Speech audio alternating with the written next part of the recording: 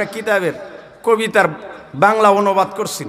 বিদ্যা নারীর তল্ল দুনিয়া দুলহান সাজ ধরে, তোমার পরে দেখবে কত অন্য স্বামীর ঘরে, তার মিলনে রাগ করিয়া যে দিয়েছে হাত, অতি ভালো যে দিয়েছে তাকে 3 তালাক।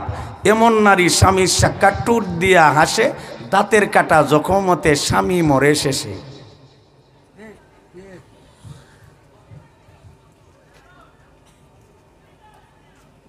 কোন দুনিয়া থাকতে পারছে?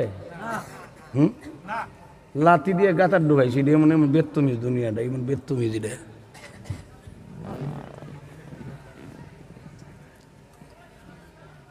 সাহিব রুমি বলেন, হুজুর এরপরে সব সম্পদ দিয়ে ইমান লই আইছি। সুবহানাল্লাহ বলেন। এই মক্কা সাইরা দিছে মানে কি? খুব সহজ, মৌলবীর ওয়াজ তো খুব সহজ। মৌলবীর তো টেহা লাগে না দিকে কইলিছে, ছেড়ে দিছে মক্কা। এই শেষ, দায়িত্ব শেষ। কান্ডা ভাইতে অন্য লাগছে। হ্যাঁ, সাহাবারা হিজরত করছে। হিজরত বলতে এটার তাৎপর্য কি, তা কি যে ছাড়ছে।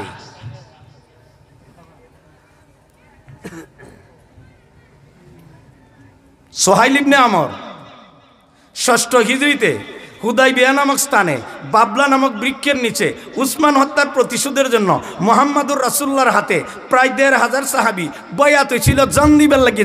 জান এই খবর মক্কার লোকেরা পাইয়া দৌড়াইয়া সুহাইল ইবনে আমরে গিয়া ক, মুহাম্মদ দরবার বাড়াইয়া লাভ নাই, তোমরা আমরার মধ্যে সমঝোতা হয়ে যাও, সন্ধি হয়ে যাও। সন্ধিপত্রের মধ্যে মুহাম্মদুর রাসূলুল্লাহ এক পক্ষ আর সোহাইল ইবনে আমর আর এক পক্ষ।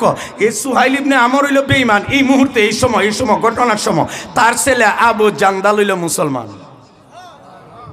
বাবা বেঈমান, ফুত মুসলমান। আবু জান্দাল মুসলমান হওয়ার কারণে তার পাওয়ার মধ্যে বেরি লাগাইয়া রাখছে, তার পাওয়ার মধ্যে বেরি লাগাইয়া রাখছে, তার পাওয়া বেরি লাগাইয়া রাখছে, তারে বের হইতে দে না। ওই দিক দিয়ে সন্ধি হইতেছে, বেরি খুললা রসুলের কাছে দৌড়াইয়া গিয়া আবু জান্দালে ক, ও আল্লাহর হাবিব, আমারে বাঁচান। ইসলাম কবুল করার কারণে, আপনার ধর্ম মানার কারণে আমারে বেরি লাগাইয়া মারপিট করে। কি জাত মায়ের আমি কইতে পারবো না, আমার শরীরে রক্তাক্ত হয়ে গেছে। হুজুর আমারে আপনাদের সাথে মদিনা নিয়ে যান। হুজুরকে চলো আমার সাথে মদিনা। আবু জান্দালের বাপ সুহাইল কো, মোহাম্মদ চুক্তি খিতে হইতেছে। চুক্তির মধ্যে লেখা আছে না, মক্কার মানুষ মদিনা গেলে ফেরত দেওয়ান লাগবে, মদিনার মানুষ মক্কা এলে ফেরত দিতাম না, লেখা আছে না একতরফা। ওখান দিয়ে সন্ধি হইতেছে, এর ভিতরে দিয়ে আবার আবু জান্দালের মদিনা নেওগা। তোমরা সত্য সন্ধি হইলে যদি মক্কার কেউ মুসলমান হইয়া মদিনা চইলা যা, তবু ফেরত দিতে হবে। মক্কার কেউ মুসলমান হইয়া মদিনা গেল ফেরত দিতে হবে, এমন সন্ধি আমরা মানবনি। কথা কনা মক্কার মানুষ মুসলমান হইয়া মদিনা গেলে ফেরত দিতে হবে, কিন্তু মদিনার মানুষ মক্কা আইলে ফেরত নেওয়া যাইতো না। মানবনি সন্ধি আমরা।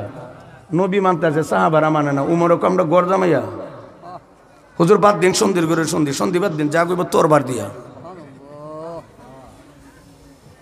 আর এটার ক্যান্সারের রূপ নিছি। এখানের মধ্যে হুজুর ফাইমুক ছিল কি, এখানের মধ্যে তো অপারেশন দরকার। হুজুরকে চুপ থাকো। রাসূল কো, আবু জান্দাল আমার সাথে চলো। সুহাইল ইবনে আমর কো, মানি না মোহাম্মদ। আর রাসূল কো, আরে সন্ধি কারে কো তুমি বুঝছো? কাগজ স্টাম্প লেখার পরে অভিপক্ষ সিগনেচার করলে সন্ধি হয়। এখন তো লেখাত আছে, সিগনেচার হয়েছে না। কই মোহাম্মদ এই কথা কইও না, ওহন্তি আবু জান্দাল দেওয়ান কেমন যাইতো না। অনেক লম্বা ঘটনা। আবু জান্দালে দিছে না, ঠিক ফিরে গেছে। এরপর দেখে হেজা জিজ্ঞা করে ডক কইরা দিছে। সাহিব রুমি বলেন, হুজুর মাল দিয়ে আসছি ইমান লইয়া। রাসূলে বলেন, তোমার ব্যবসাটা লাভবান হয়েছে। সুবহানাল্লাহ বলেন। ওই আল্লাহ আমার আয়াত নাজিল করছে, যে আয়াত পড়ছিলাম, ও মিনান নাস। আল্লাহ বলেন, আমার বান্দা বান্দির মধ্যে এমন কিছু মানুষ আছে, মান যে ইয়াশ্রী বেচালা নিজেরে, ইয়াশ্রী নাফসাহু, নিজে বেচালা, ইবতেগা আমার জাতিল্লাহ, আমি আল্লাহরে পাইবার লাগি। কারে পাইতো? কেন আল্লাহ লাগি এত পাগল কেন? ক আল্লাহু রাউফুন, আল্লাহর মহব্বতের সাগরও বান্দা ডুব মারছে। বিলিবাদ ইবাদতের চূড়ান্ত দরজায় সে পৌঁছা গেছে। এই আয়াতে মুবারাকার মধ্যে সুফিয়ায়ে কেরাম, যারা পীর মুরিদি করেন, আল্লাহওয়ালারা, সুফিয়ায়ে কেরাম সালিকদের জন্য, আল্লাহর পথের অভিযাত্রীদের জন্য 4টা মাকাম বর্ণনা করছে।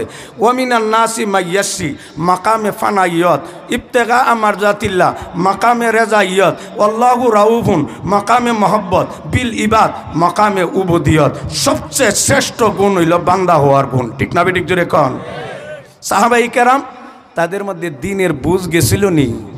কথা কনা মাই ইউরিদিল্লাহু বিহি খাইরা ইউফাক্কিহু ফিদ্দিন, প্রথম যেই কথা দিয়ে বাইন শুরু করছিলাম, রাসূল বলেন যার ব্যাপারে আল্লাহ তাআলা যার কল্যাণ চা, আল্লাহ যার মঙ্গল এবং কল্যাণ চা, আল্লাহ তাকে দিনের বুঝ দান করেন।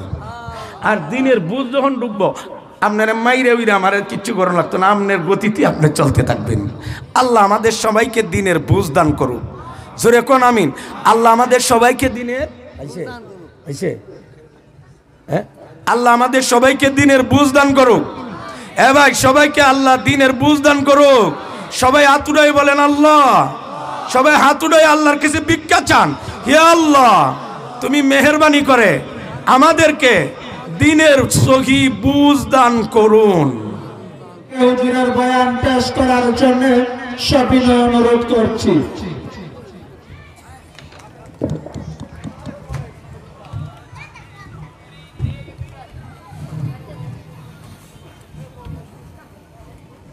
যারা প্যান্ডেলের নিচে বসছেন, ওয়াজ মাহফিলের মধ্যে যেভাবে বসতে হয়, মেহেরবানি করে আপনারা সামনের দিকে আগাইয়া শূন্য স্থান পূরণ করে সামনের দিকে আগাইয়া বসেন। ওয়াজ মাহফিলের ব্যবস্থাপনায় যারা আছেন, স্বেচ্ছাসেবক যারা এই মাহফিলের আয়োজন করছেন,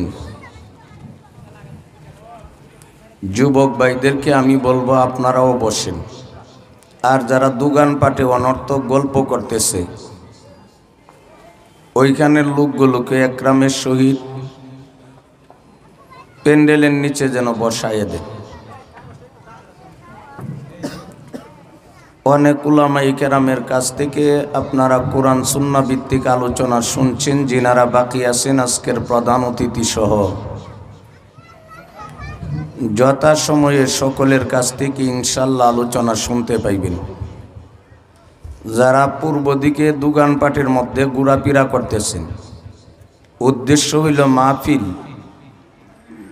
আর আমাদের দেশের একটা নিয়ম হয়ে গেছে, মাহফিল হইলে অনেক দোকানের ব্যবস্থাও হয়। এটা তো আমরা না করলে বন্ধ করবে না। তারপর আমরা এই অনুরোধ করব, দোকানে আড্ডা না দিয়ে আপনারা মাহফিলে আসেন, মূল কাজ রক্ষা করেন।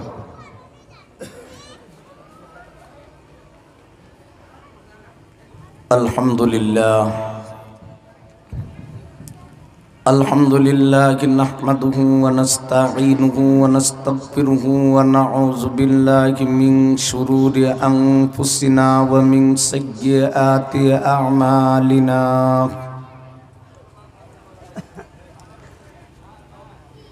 من يهده الله فلا مضل له ومن يضلله فلا هادي له وأشهد أن لا إله إلا الله وحده لا شريك له وأشهد أن سيدنا ومولانا محمدا عبده ورسوله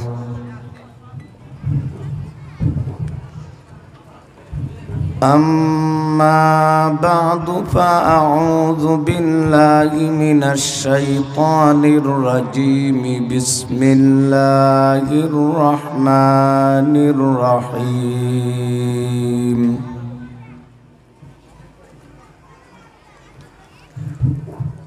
ومن الناس من يشري نفسه ابتغاء مرضات الله والله رؤوف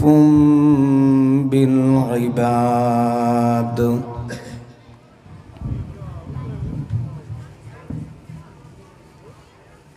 وقال تعالى في آية أخرى إن الله اشترى من المؤمنين أنفسهم وأموالهم بأن لهم الجنة بارك الله لنا ولكم في القرآن العظيم ونفعنا وإياكم بالآيات والذكر الحكيم.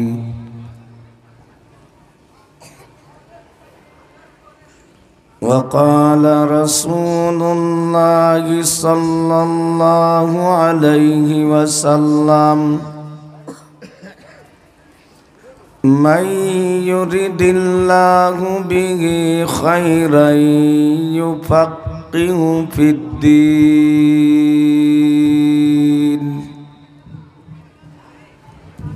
أو كما قال عليه الصلاة والسلام.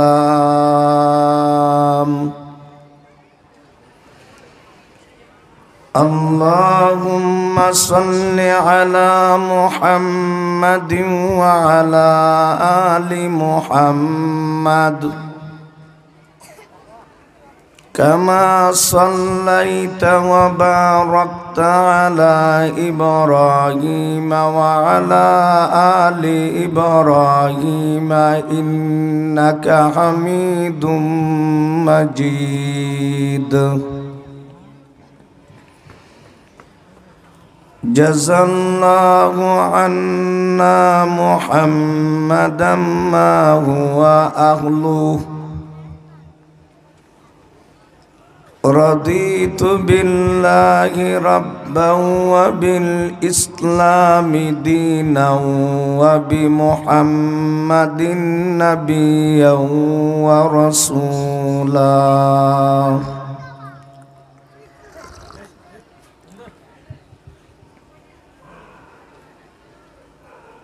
নিদারাবাদ উত্তরপাড়া ইসলামী যুব সংঘের উদ্যোগে আয়োজিত আজকের গুরুত্বপূর্ণ ইসলামী জলসার মুহতারামি ও মুকাররামি সম্মানিত সভাপতি সাহেব, দিগার মুআজ্জাজ মুকাররম উলামায়ে কেরাম, মুরব্বিয়ানে ইজাম, যুবক ভাইয়েরা, পর্দার আড়ালে অবস্থানকারিনী আমার অত্যন্ত শ্রদ্ধেয় মা ও বোনেরা,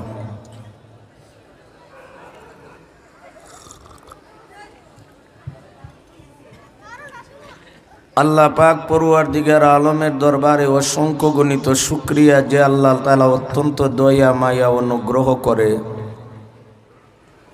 প্রচণ্ড ঠান্ডার মধ্যে দুনিয়াবি বিভিন্ন জামালা থেকে মুক্ত এবং অবসর করে আলেম উলামার জুবান থেকে কোরআন সুন্নাহ ভিত্তিক সহি আলোচনা শুনে আখিরাতের পাতিও সংগ্রহ করার শুভ উদ্দেশ্যে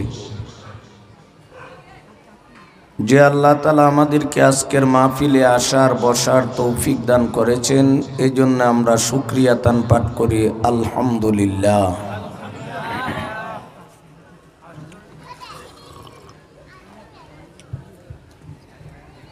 কর্তৃপক্ষ যাদেরকে দাওয়াত করছেন অনেকের কাছ থেকে আপনারা আলোচনা শুনছেন, আর যারা এখনো আলোচনা করেন নাই আমরা আশাবাদী যথাসময়ে তারা আপনাদের খেদমতে আলোচনা পেশ করবেন। এই পর্যায়ে কর্তৃপক্ষের নির্দেশ আমি আপনাদের সামনে সংক্ষিপ্ত আলোচনা পেশ করার জন্য আলোচনা পেশ করার উদ্দেশ্যে বিশ্ব মানবতার হেদায়েতের জন্য নাজিলকৃত আল্লাহর পারলৌকিক গ্রন্থ 30 পারা কোরআনের সূরাতুল বাকারার এক আয়াতে কারিমা তেলাওয়াত করেছি এবং সূরাতুত তওবার এক আয়াতের প্রথম অংশ তেলাওয়াত করেছি। রাসূল করিম সাল্লাল্লাহু আলাইহি ওয়াসাল্লামের রেখে যাওয়া অনেক হাদিসগুলো থেকে এক ছোট্ট তাৎপর্যপূর্ণ হাদিস আমি আপনাদের সামনে পাঠ করছি।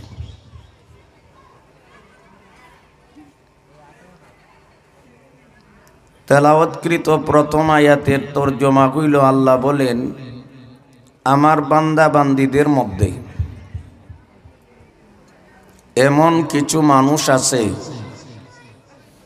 যারা আমি আল্লাহকে পাওয়ার জন্যে, আমি আল্লাহকে সন্তুষ্ট করার জন্যে নিজের জীবন সম্পূর্ণটা উৎসর্গ করে দেয়।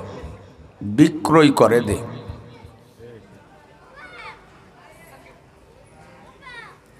তারা কেন এত আগ্রহী হয়? আল্লাহু রাউফুন,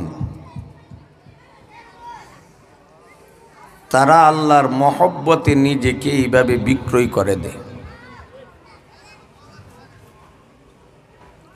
আল্লাহর মহব্বত লাভ করে তারা কি হইতে চায়? আল্লাহর খাঁটি বান্দা হইতে চায়। ফাদখুলি ফি ইবাদি ওয়াদখুলি জান্নাতি। আল্লাহ বলেন, আগে তোমরা আমার প্রকৃত বান্দা হয়ে যাও, আর বান্দা হইলেই তোমরা জান্নাতে ঢুকতে পারবে।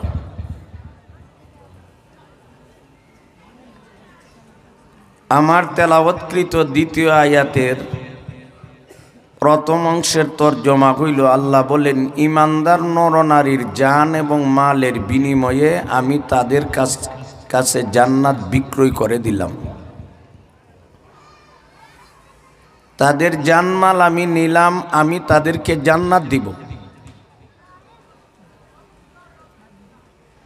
জানমাল কোথায় খরচ করবে? এর বিভিন্ন খাত, পথ, দিক, রাস্তা আছে। আমার তেলাওয়াতকৃত সূরাতুত তাওবার আয়াতে আল্লাহ বলেন, ইউকাতিলুনা ফি সাবিলিল্লাহ, তারা আমি আল্লাহর রাস্তার মধ্যে সংগ্রাম করবে। ফায়াকতুলুনা ওয়া ইউকতালুন,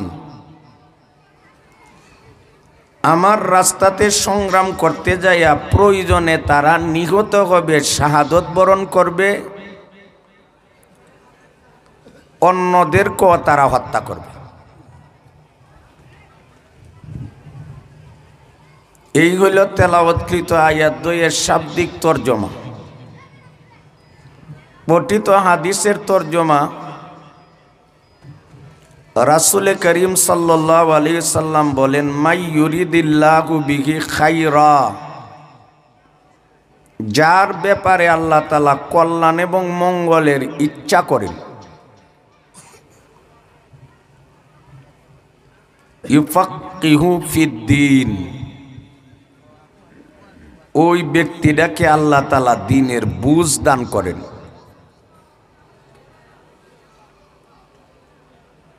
যার কল্যাণ এবং মঙ্গল আল্লাহ চান, তাদেরকে আল্লাহ তাআলা দ্বীনের বুঝ দান করেন। দ্বীনি ইলম নিয়ে চর্চা করা এক কথা, আর দ্বীনের বুঝ নিজের মধ্যে অর্জন করা আরেক কথা।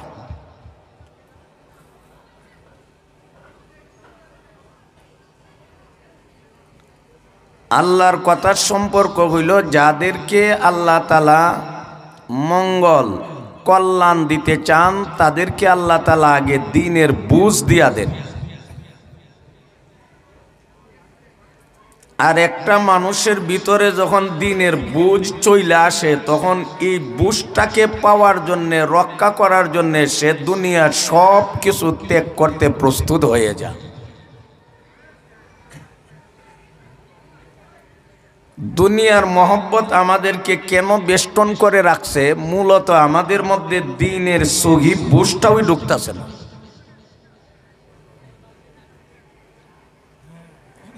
দ্বীনের প্রতি আকর্ষণ, মহব্বত যখন একটা মানুষের মধ্যে জাগ্রত হবে, ওই মানুষটা দুনিয়াকে একদম তুচ্ছ থেকে তুচ্ছ মনে করবে।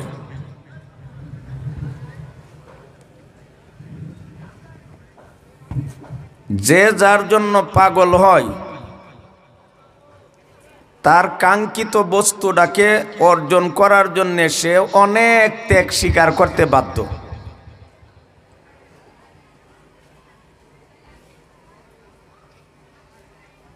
এখন শীতের মৌসুম, প্রচণ্ড শীত, শরীরে অনেক ধরনের শীতের বস্ত্র লাগাইয়াও মানুষ কাঁপতে থাকে, কান বন্ধ করার চেষ্টা করে, গলা বাঁধাই রাখার চেষ্টা করে, সারা শরীরকে গরম কাপড় দ্বারা আচ্ছাদিত করে। এমন একটা পরিবেশের মধ্যেও দেখা যায় আবার ফজরের পরে একদল কৃষক ভাইয়েরা সব কাপড় খুইলা ফসলি জমিনে ফেকে মাটিতে যাইয়া কাজ করে। গরম থাকলে শীত করে, রাস্তায় হাঁটলে শীত। এত কাপড় আমরা শীত প্রতিরোধের জন্য ব্যবহার করি, কিন্তু ফজরের পরে আবার পানি কাদার মধ্যে কাজও যা কেন? ওই কিছু ফসল উৎপাদন করার জন্য। ফসলের মহব্বত তার ভিতরে ঢুকছে। এখন যদি আমি কষ্টটা করি, বৈশাখ জ্যৈষ্ঠ মাসও আমার গুলার মধ্যে দান জমা করে রাখতে পারবো, এই চিন্তাটা তার ভিতরে ঢুকছে।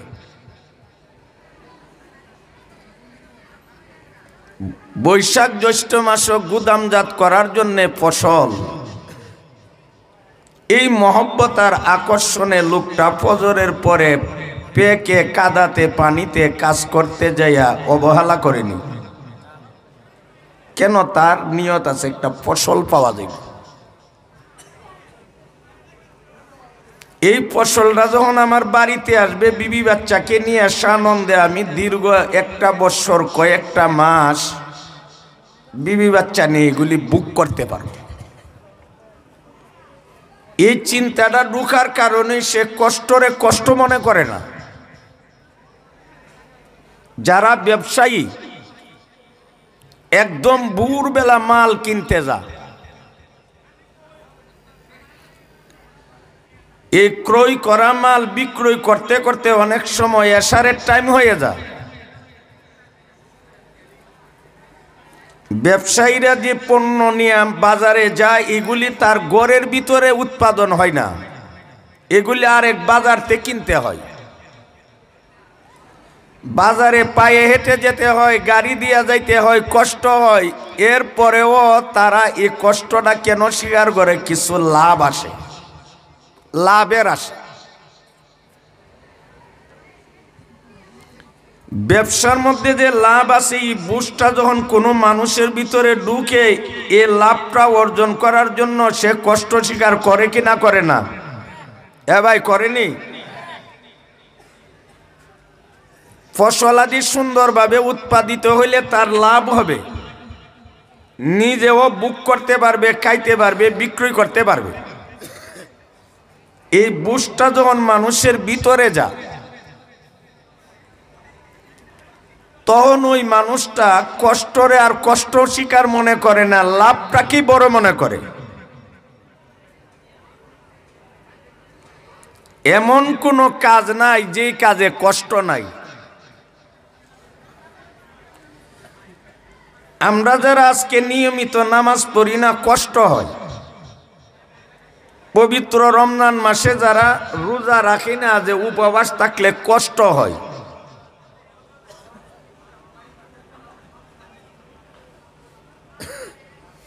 শেষ রজনীতে ঘুমতে জাগ্রত হয়ে ঠান্ডা পানি দিয়ে উজু করি না, কষ্ট হয়। এই কষ্টরে উজুহাত বানাইয়া যারা আমরা ইবাদত বন্দিগি থেকে বিরত থাকতেছি, তারা কি ফজরের পরে সকালবেলা খেতে কাজ করতে যা কিনা জানা? এর সময় কষ্ট নেই। ঘরের ভিতরে তাই টিউবওয়েলের গরম পানি দিয়া অঙ্গ প্রত্যঙ্গ গোসল করা লাগে। কয়েকটা নির্ধারিত অঙ্গ প্রত্যঙ্গ ধুইতে আমার কষ্ট লাগে, এটা সহ্য হয় না। তাইলে কাদার মধ্যে যে আমি হাত পা সব কাদার মধ্যে ডুবাইয়া দিলাম, এটা কি কষ্ট হয় না? তাইলে ওই কষ্টটা আমার সহ্য হয়, আল্লাহর গোলামির কষ্টটা সহ্য হয় না কেন? এখানে আমার দিনের বুঝের অভাব। কিসের অভাব? দিনের বুঝের অভাব। হুজুর বেবুঝ মানুষ আর দুনিয়াত আছে? এ ভাই, বেবুঝ মানুষ দুনিয়াত নাই। সব মানুষই বুঝে। এই দুনিয়াত বেবুঝ মানুষ আছে, কথা কোনা বেবুঝ মানুষ আছে, অন্ত সবাই বুদ্ধির রাজা। বেবুঝ মানুষ বলতে এখন কেউ নাই। এ বাবা তাড়াতাড়ি নিয়ে আসো না। বেবুঝ মানুষ বলতে দুনিয়াত নাই। একজন আর একজন থেকে বেশি বুঝে, কিন্তু দিনের মৌলিক কথাটা বোঝার মতো মানুষের অভাব আছে। অভাব আছে না? আবু জেহেলের মধ্যে বুঝ আসেননি? আবু জেহেলের মধ্যে বুঝ ছিল কি না ছিল না? আবু জেহেলের মধ্যে এত বুঝ ছিল যে আবু জেহেলের নাম হয়েছিল আবুল হেকাম, বুদ্ধির বাপ।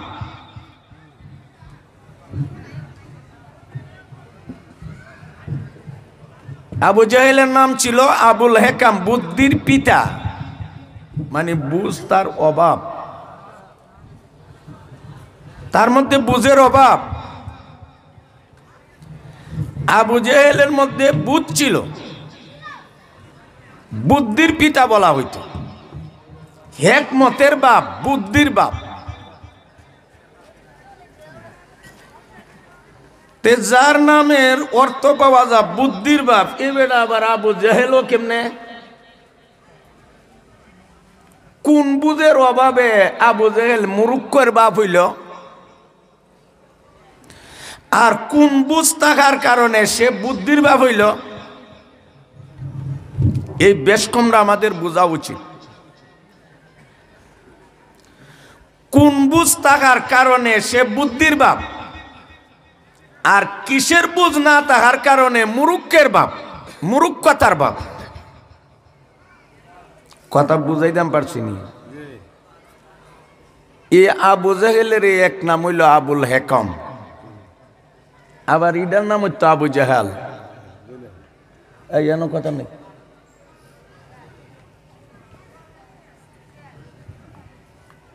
ওরই এক নাম হইল আবুল হেকাম, মানে বুদ্ধির বাপ। আবার তারই আরেক নাম হইল আবু জাহাল, মুরুক্কের বাপ, মুরুক্কতার বাপ। তে আবুল হেকাম আবার আবু জাহাল হয় কিভাবে?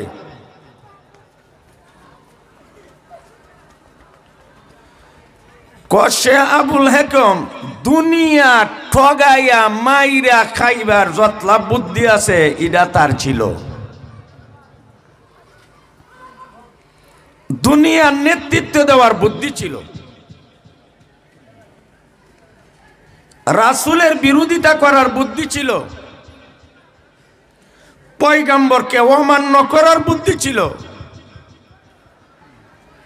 গর্ত খনন করে মনের অজান্তে পয়গম্বরকে মারার বুদ্ধি ছিল। মক্কা থেকে সুদূর সিরিয়া যাইয়া ব্যবসা বাণিজ্য করে মুনাফা অর্জনের বুদ্ধি তার ছিল। মক্কার মানুষকে পরিচালিত করার বুদ্ধি তার ছিল।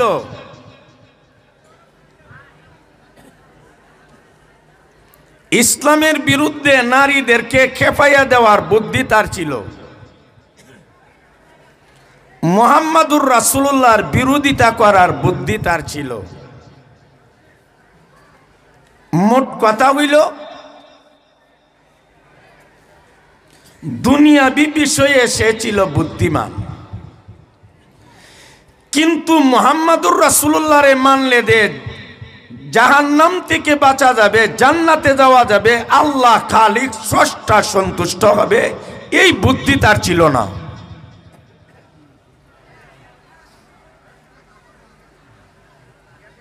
ঠগাইবার বুদ্ধি আছে, বিরোধিতার বুদ্ধি আছে, ঝগড়া করার বুদ্ধি আছে, মারামারি করার বুদ্ধি আছে, চক্রান্তের বুদ্ধি আছে, সত্যটাকে নিচে পালানোর বুদ্ধি আছে। সত্যটা গ্রহণ করার বুদ্ধি যার থাকে না, সে হাজার বুদ্ধিমান হয়েও রাসূল আর আল্লাহর কাছে বুদ্ধিমান থাকে না, সে মুরুক্কের পিতা হয়ে যা। এই পরিমাণ কথা একটু ব্রেইনডারে খাটাইয়া দেখেন, আমরা দেশ বুদ্ধিমানের অভাব নাই। কোন বুদ্ধিমান? আলেমের বিরোধিতা করতে যায় কি বুদ্ধি লাগে? 100 লোক তার আছে। ইসলামের ক্ষতি করার বুদ্ধি আছে। মাদ্রাসার বিরোধিতা করার বুদ্ধি আছে। কোরআন সুন্নাহর বিরোধিতা করার বুদ্ধি আছে। পয়গম্বরের সুন্নতের বিরোধিতা করার বুদ্ধি আছে। কিন্তু পয়গম্বরের দাওয়াত মেনে আল্লাহ সন্তুষ্টি লাভ করার বুদ্ধি তার নাই। এই জন্যে পৃথিবীবাসীর কাছে বুদ্ধিমান এক ধরনের মানুষ, আর কোরআনের ভাষা বুদ্ধিমান আরেক ধরনের মানুষ। এই ওই দিয়ে না ছোট্ট এমে দাইতেছে, এমে ধরতেছে, এগুলি দেখো না, না ওয়াজ পাচ্ছ না।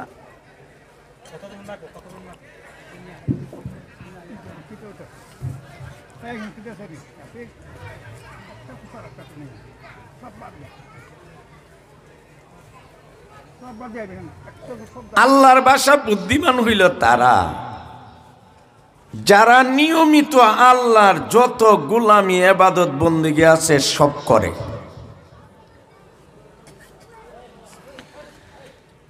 ইন্না ফি খালকিস সামাওয়াতি ওয়াল আরদি ওয়াখতিলাফিল লাইলি ওয়ান নাহারি লাআয়াতিল লিউলিল আলবাব।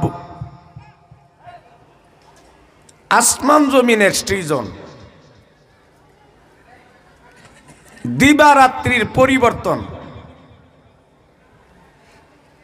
এইগুলির মধ্যে আল্লাহ তাআলা বলেন চিন্তার কুরাক আছে বুদ্ধিমানের জন্য। বুদ্ধিমানকে আল্লাযীনা ইয়াযকুরুনাল্লাহা কিয়ামান ওয়া কুউদান ওয়া আলা জুনুবিহিম ওয়া ইয়াতাফাক্কারুনা ফি খালকিস সামাওয়াতি ওয়াল আরদ। যারা দাঁড়াইয়া আল্লাহর ইবাদত করে, যারা বৈশাও আল্লাহর ইবাদত করে, দাঁড়াইয়া বৈশা ইবাদত করতে সক্ষম না শুইয়াও করে। বলেন একটা মানুষের জীবনের অবস্থা কটা অবস্থা? অত লোকটা দাঁড়ানো থাকবো, আডার থাকলে এটা দাঁড়ানো হই, অথবা লোকটা বসা থাকবে, অথবা লোকটা শুয়া অবস্থা থাকবে। এছাড়া কোনো পথ আছে? তাইলে কোরআনে 3 অবস্থা বর্ণনা করা হয়েছে। এই 3 কথার সারাংশ হইল, অর্থাৎ যে প্রতি মুহূর্তে আল্লাহর গোলামি করে, সবসময় আল্লাহরে স্মরণ রাখে, অথবা বিশেষ একটা ইবাদতের মাধ্যমে যদি ব্যাখ্যা দেওয়া হয়, তখন অর্থ হবে যারা সক্ষমতার অবস্থা দাঁড়াইয়াও নামাজ পড়ে, দাঁড়াইয়া নামাজ পড়তে যদি বান্দা কোনো রোগ বেমার বা বিভিন্ন কারণে অক্ষম হয়, বৈশাও পড়ে, বসতেও যদি অক্ষম হয়, শুইয়াও নামাজ পড়ে। আর যদি নামাজ বাদে অন্য জিকির, যেটা আল্লাহ স্মরণ বোঝা, দাঁড়াইও করে, বৈশাও করে, শুইয়াও করে,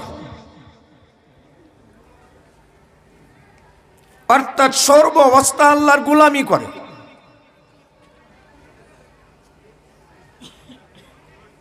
এ আমল পর্যন্তই ইতি টানে না, এরপরে চিন্তাও করে, আসমান জমিন নিয়ে ভাবে, ধ্যান দইরা আসমানের প্রশ্ন করে, তোমারে কে বানাইলো, কে বানাইছে আসমান?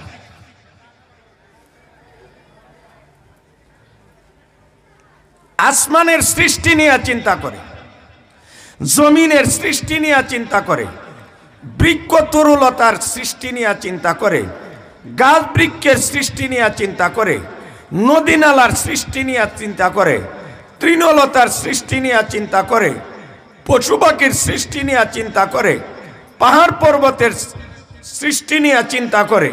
কে বানাইলো? নিজেরে প্রশ্ন করে, প্রশ্ন।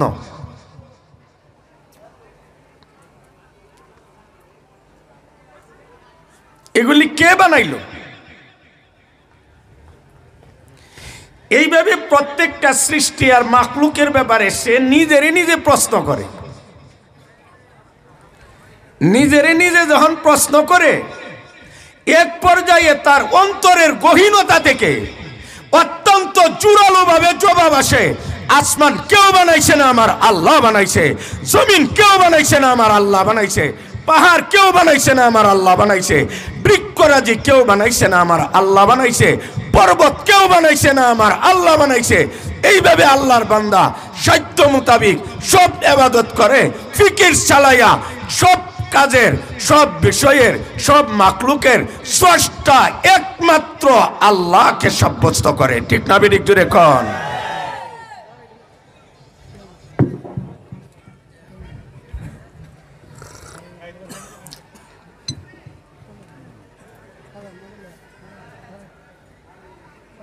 মানুষ যত বড় হয় তার চিন্তা তত বাড়েনি। কথা কোন। এই যারা স্টেজে আসবে আস্তে আস্তে কাজ সব চলত।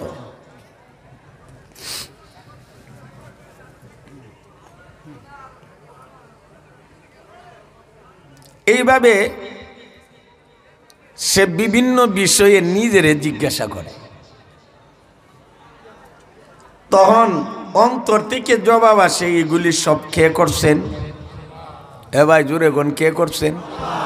ওই দেখেন সে আল্লাহর প্রতি কেমন মানে নিজেরে লাই দিয়া দিয়া অত্যন্ত কৌশলে নিজের কলব থেকে, অন্তরের গহীনতা থেকে একটা সাক্ষী বাইর করতেছে, এগুলি করছে কে।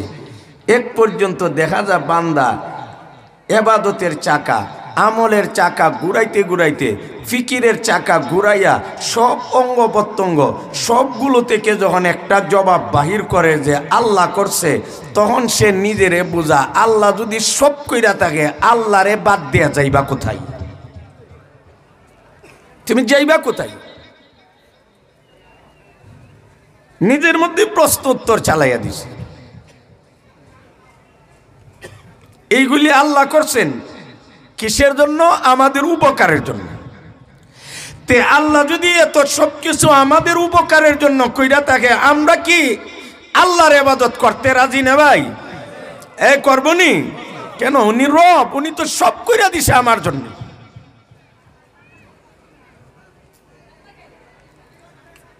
প্রথম ওই লোকটা নামাজ শুরু করে, আল্লাহ বলছে নামাজের কথা, আলেম ওলামা বলতেছে নামাজের কথা। নামাজ পড়তে পড়তে, ইবাদত বন্দিগি করতে করতে সে যখন সামনের দিকে অগ্রসর হয় আর নিজেকে প্রশ্ন করতে থাকে, এক পর্যায়ে সে কেন আল্লাহর ইবাদত করবে, কেন রোজা রাখবে, এগুলির দলিলও নিজের থেকে তৈয়ার হয়। ওই বেটার ইমানে মুজমাল ও ইমানে মুফাসসালে চইলা যায়। শুইনা যেটার উপরে আমল করছিল শেষ পর্যন্ত সে দলিলও পা। এইভাবে যখন একটা মানুষ তার জিন্দেগি চালাইতে থাকে আর বুঝে যে আমার জীবনের সব কিছুর একমাত্র চাওয়া পাওয়া টার্গেট হইল একমাত্র, এ ভাই জোরে কোন কে? ওই পর্যায়ে লোকটা পৌঁছা গেলে ওই বেড়ার লেগে কুল হু আল্লাহ হুয়া হুয়া দেখেছে সারা গেছে, বুঝছে হুয়া কেন। এই বেড়ার কাছে সর্বনাম রান লই চলে, নাম আর আনন লাগে না। সে বুঝে আসলে আল্লাহ ছাড়া কিছুই নাই। এখানে হুয়া তিনি বললে, তিনি বলতে আল্লাহরই বুঝাইব, এখানে নাম আনার দরকার নাই, সর্বনামই যথেষ্ট, নাম দরকার নাই।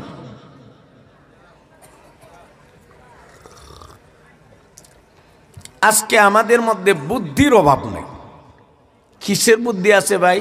কারে কেমনে ফাঁসামো আর আটকামো, এই বুদ্ধি আছে। কেমনে কথা কইলে আমার তুচ্ছ দুনিয়ার তুচ্ছ একটা স্বার্থ রক্ষা হবে, কিভাবে আরেকজনকে গায়েল করা যায়। আরে আরেকজনকে গায়েল করা তো সহজ, নিজেরে জাহান্নামতে বাঁচানো কঠিন। কথা কনা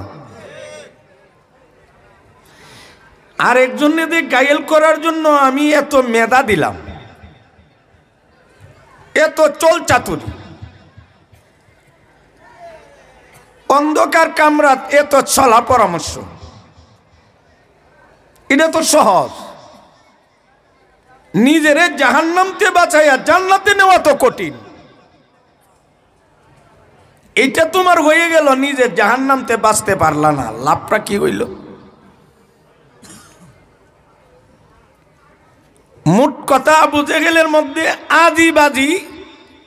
আজিবাজি বুদ্ধি ছিল, কাজের বুদ্ধি না।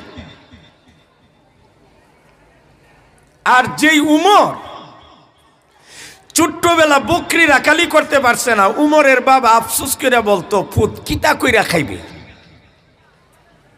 তুই যদি বকরিও রাখতে পারছ।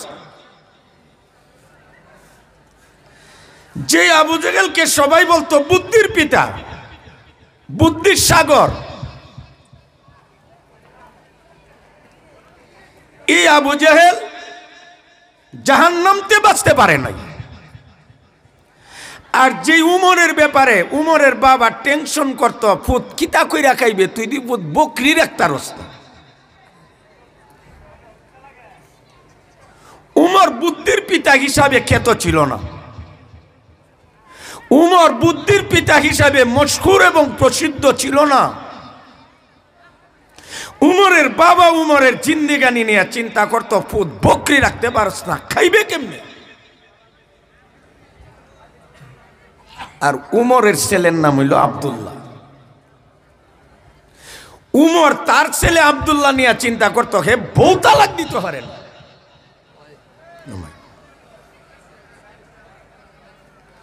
উমর এন্তেকালের আগে বলছিল, আমার পরে পরামর্শ করে একজনরে আমির বানাইবা, তবে আমার ভূত আব্দুল্লাহ রে নি বানাও চাই, কারণ এটা বউই তালাক দিতে পারে না। তবে এর সাথে রেখো মিটিংয়ে, আমি মারা গেলে হে কানবো, এর মিটিংয়ের সাথে রেখো, এরা তো আমিরগিরি দিও না। আবু জেহেল বুদ্ধিমান হিসাবে খ্যাত। আর উমরের ব্যাপারে উমরের বাবার টেনশন, ফুত কিতা কইরা খাইবে রে, তুই বকরি রাখতার না। দুটা মানুষের পরিচিতি এক ধরনের ছিল, কথা কন না ভিন্ন? বলেন তো শেষ পরিণতিতে আল্লাহর কাছে দামি কে? উমর কি বুদ্ধিমান হিসাবে পরিচিত ছিল? ভাবি দিগো ভূত কিতা কইরা খাইবে রে।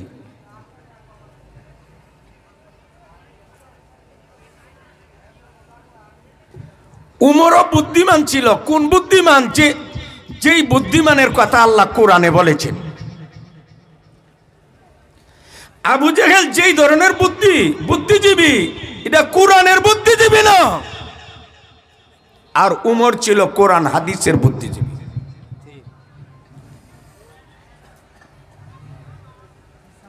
আবু জেহেল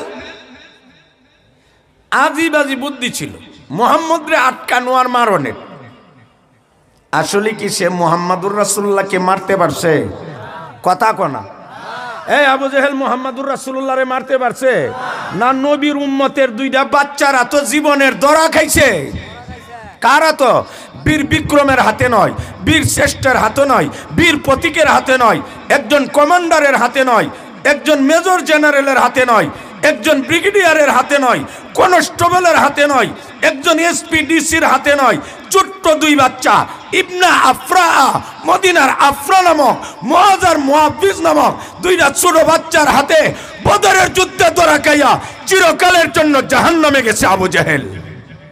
নারায়ে তাকবীর, নারায়ে তাকবীর, দ্বীন ইসলাম, ইসলামী মহাসম্মেলন, কুরআন সুন্নাহর আলো।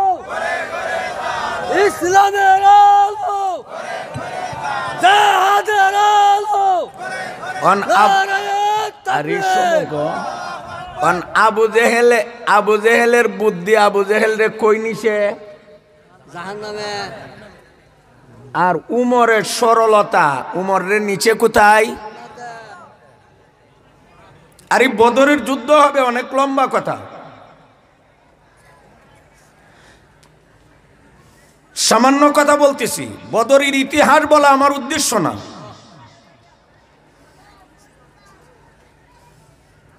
রাসূল সাল্লাল্লাহু আলাইহি সাল্লাম 313, 14, 15 অথবা 19 জন সাহাবী নিয়ে আবু সুফিয়ানের নেতৃত্বে সিরিয়া থেকে ব্যবসা করে মক্কা আসতেছে। তাদেরকে ঈর বলা হয়, ঈর বাণিজ্যিক কাফেলারে ধরতে গেছে। ওই বাণিজ্যিক কাফেলা যে কোনোভাবে মক্কা চইলা গেছে।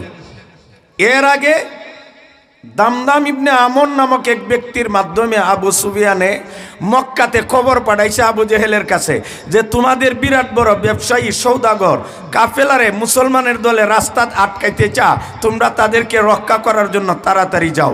ওই ব্যক্তি খবর দেওয়ার পরে আবু জেহেল অস্ত্রে শস্ত্রে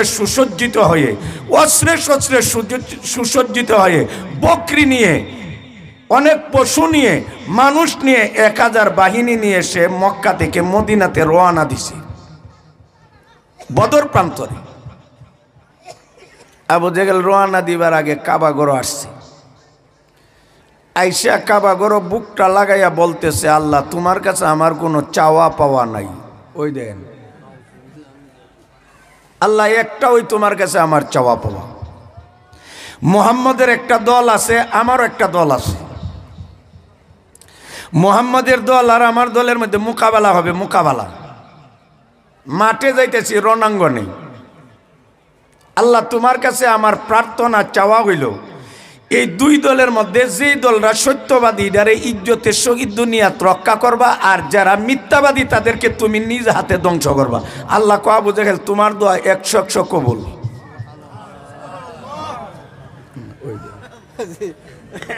তোর দোয়া 100 কবুল। বুতুঙ্গের ভিতরে হামা বুতুঙ্গের ভিতরে।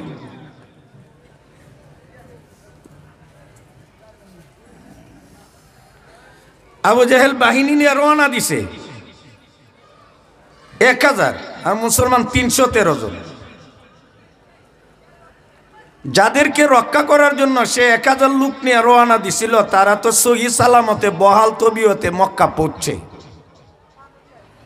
পয়সা আবু সুফিয়ান আবু জেহেলের কাছে চিঠি লিখছে যে আমাদেরকে হেফাজত করার জন্য তোমরা গেছিলে, আমরা তো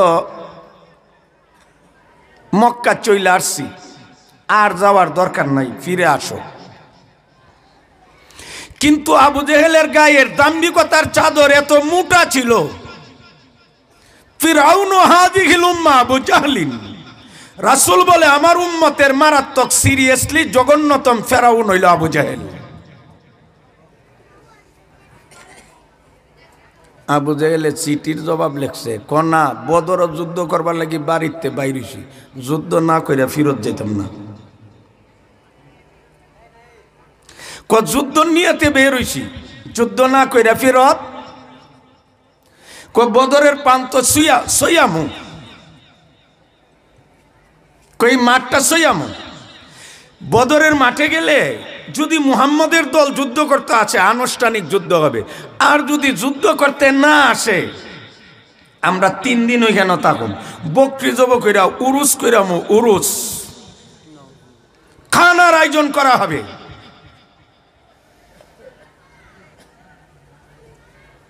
কিয়ামত পর্যন্ত ইতিহাসের পাতার যেন লেখা থাকে আমরা বীরের জাতি। ওই দেখেন কেমন একটা বেডাগিরি করতেছে, কিয়ামত পর্যন্ত জাতি ইতিহাসের পাতায় লেখা থাকে আমরা বীরের জাতি। এ বীর তো তাল গাছ তালের কিতা ক তালের বীর বাজার হয় না, গর্দাত ফালাই দে কোবা হেই দেখতে বীর।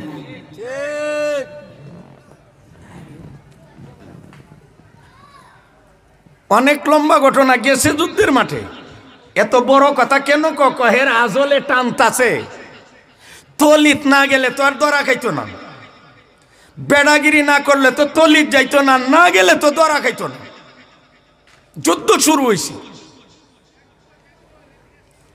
মদিনার মহিলার নাম আফরা। আফরা নামক মহিলার দুইটা বাচ্চা, একটা মুআজ আর একটা মুআব্বিদ, ছোট্ট বাচ্চা। এগুলিরে যুদ্ধ নিছিল না, নবী না করছিল বাচ্চারা আইসো না, এটা পিছে পিছে দৌড়াইয়া গেছে। 15 বছর না হইলে যুদ্ধ নিত না। বাচ্চাদের বয়স 15 কম, এই জন্য নবী না করছে।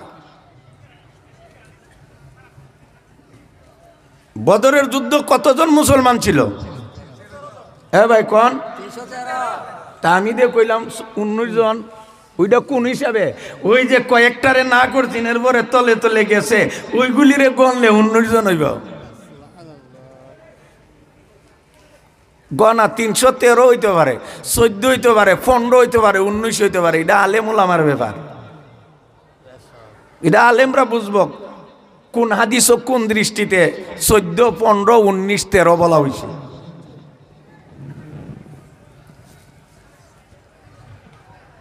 দুই বাচ্চা, কৃষকের দুই পুত, কৃষক। মদিনার সাহাবারা ছিল কৃষক। আব্দুর রহমান ইবনে আউফ রাদিয়াল্লাহু তাআলা আনহু রাসূলের জলিলুল কদর সাহাবী, যিনি জান্নাতি সাহাবী। বদরের যুদ্ধ শুরু হয়েছে। আব্দুর রহমান ইবনে আউফ রাদিয়াল্লাহু তাআলা আনহুর পাশে দুইটা বাচ্চা আসছে। উনি চিনে না বাচ্চা কোন দলের, মুসলমানের দলের না বেঈমানদের দলের, চিনে না বাচ্চাটিরে। পাশে অপরিচিত দুইটা বাচ্চা দেখে উনি কাইপা উঠছে। কয় অপরিচিত দুই বাচ্চার পাশে থাকা আমি নিজেকে নিরাপদ মনে করি না। অনেক সময় বড়রা যেই কাজ করতে পারে না, ছোট বাচ্চারা তলে তলে এর চেয়ে বড় কাজ করে। এগুলি যদি শত্রু পক্ষের হয় আমারে তারাই মাইরা ফেলবে। উনি কয় আমি ভীত সন্তুষ্ট হইলাম। এর ভিতরে একটা বাচ্চা আমারে জিজ্ঞাসা করে, আম্মি মান আবু জাহলিন, চাচা আবু জেহেলকে।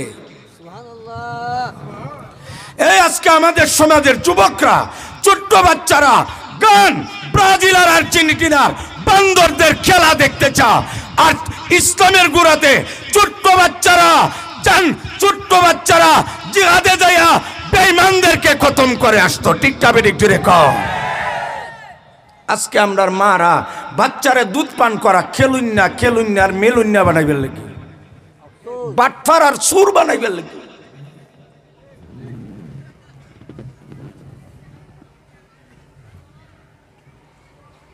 এর ভিতরে এক বাচ্চা বলে, আম্মি মান আবু জাহলিন, চাচা আবু জেহেলকে।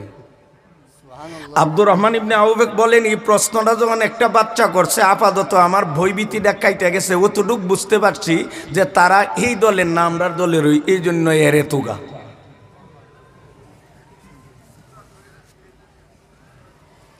আবু জেহেলকে তালাশ কেন করে? সে আমাদের দলে। আমি বললাম তুমি ছোট বাচ্চা আবু জেহেল দিয়া কি করবা? ছোট বাচ্চা বলে মার দুধের বদলা দিবার জন্য আসছি। শুনছি আবু জেহেল দিনের নবী মুহাম্মাদুর রাসূলুল্লাহর সাথে ও আমার জন্য বিয়াদবি কইরা অনেকদিন বাচ্চা রইছে, অত আমি মরব না রে, তারেও দুনিয়াটা উৎখাত করে দিব। নামাজ রোজার মিডা ওয়াজ খুব মজা লাগে নেতারার।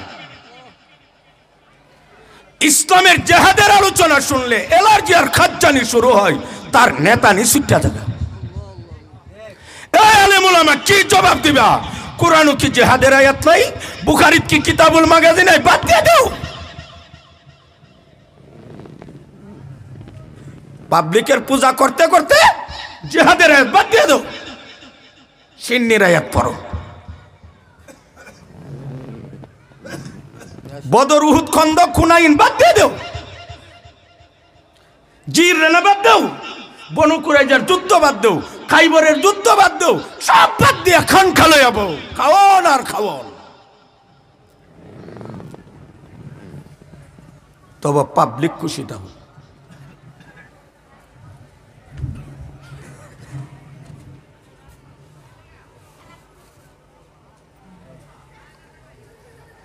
আবু জাহেল বলছিলাম বাচ্চা কো মার দুধের বদলা দিবার লাগিয়েছে।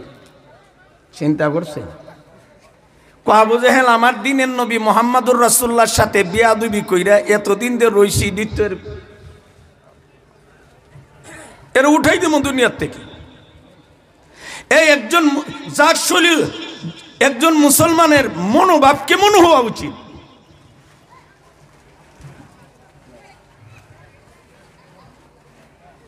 এরপরে আবার আর এক বাচ্চা একই প্রশ্ন করছে, চাচা আবু জেহেলকে, চাচা আবু জেহেলকে। ওই আগের মতই জবাব। প্রশ্ন উত্তরের পরে আব্দুর রহমান ইবনে আউফ রাদিয়াল্লাহু তাআলা আনহু বলেন, হাযা আবু জাহলিন।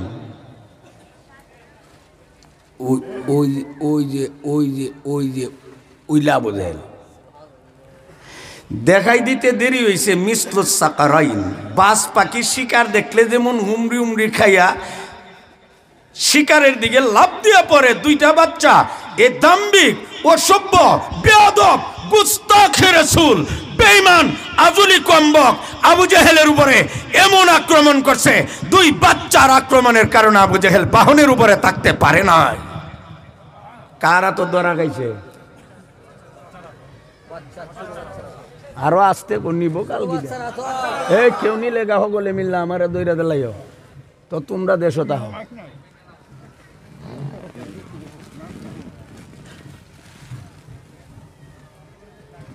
কারা তো আবু জেহেল ধরা গেছে, বেডাগিরি বেশি করছি, ধরা খাওয়াইছে ছোট জায়গা।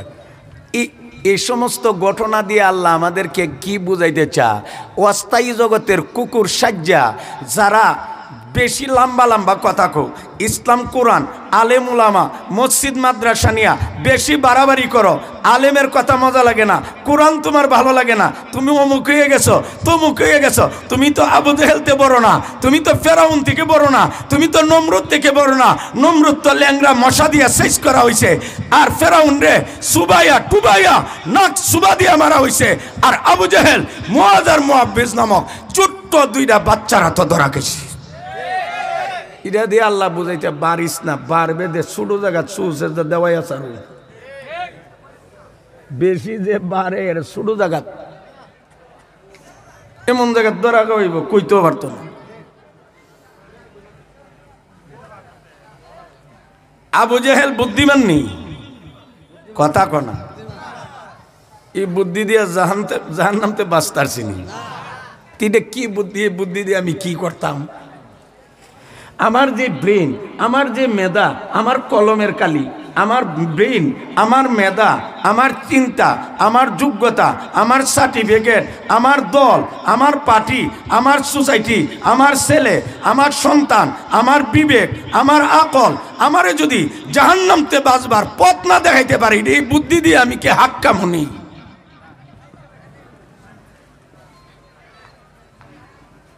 উমর কি প্রথম যুগে এত বড় বুদ্ধিমান হিসেবে পরিচিত আছে? কিন্তু এই উমর মুসলমান হয়েছে, রাসূলের শ্বশুর হয়ে গেছে, মুসলিম জাহানের 2 নম্বর খলিফা হয়েছে।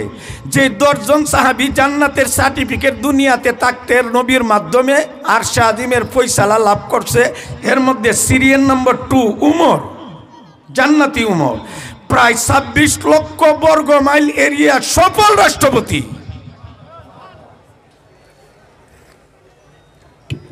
উমরের ডাক দোয়াই শুধু মানুষে না, বাঘ ভাল্লুকে মানছে।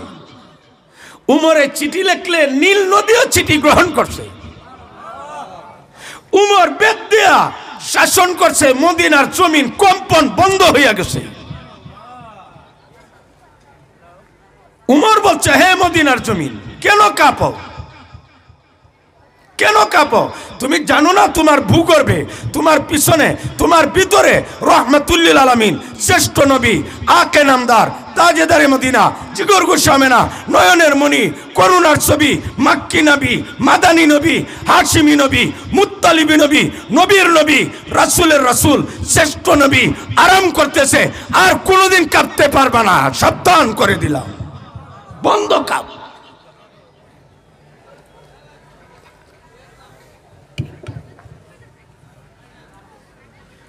উমরের নাম শুনলে বেঈমানরা তরতর করে কাঁপত। উমর কি জীবনের প্রথম দিক দিয়ে বুদ্ধিজীবী নামে পরিচিত ছিল? হ্যাঁ। আর যে আবু জেহেল বুদ্ধির বাপ, বুদ্ধির বাপ দিয়ে নিজের জাহান্নাম তুই বাঁচাইতে পারছে না। বুদ্ধির বাপ তুই বুদ্ধি দিয়ে কি করবা? এমন বুদ্ধির বাপ বর্তমান দুনিয়া তো অনেক আছে, আছে কিনা? আছে না? বর্তমানও যে বুদ্ধির বাপেরা, যেই বুদ্ধির পিতারা আর বাপেরা জাহান্নামতে বাঁচার পথ ধরতে পারে না, ওই বুদ্ধির বাপ আর আবু জেহেল বুদ্ধির বাপ একই। ঠিক না ঠিক জোরে কর। সবারই মুরব্বী আছে। এই যে আমরা মুরব্বী গোনা আলেম উলামা, তারারও ইসলামের গুরাত মুরব্বী আছে। যারা বেঈমানি করে, নাস্তিক মুরতাদ, ফাসিক নাস্তিক মুরতাদ, ইহুদ নাসারা, খ্রিস্টান, বৌদ্ধ বেঈমানের দলেরও মুরব্বী আছে। ঠিক না ঠিক জোরে কর। বেঈমান নাস্তিকদের মুরব্বী আবু জাহেলের দল, ইমানদারের মুরব্বী আবু বকর, উমর, উসমান, আলী, খালিদ বিন ওয়ালিদ, আবু বাইদ ইবনুল জাররাহ, আমর ইবনুল আস, আব্দুর রহমান ইবনে আউফ, সাদ ইবনে মুআদ, মুআজ ইবনে জাবাল, রাসূলের সাহাবারা হইল ইমানদারদের মুরব্বী। আর সমস্ত নাস্তিক মুরতাদ বেঈমানদের মুরব্বী হলো আবু জেহেল, উতবা, শাইবা, ফেরাউন, নমরুদ, কারুন, সাদ্দাত, হামানের দল।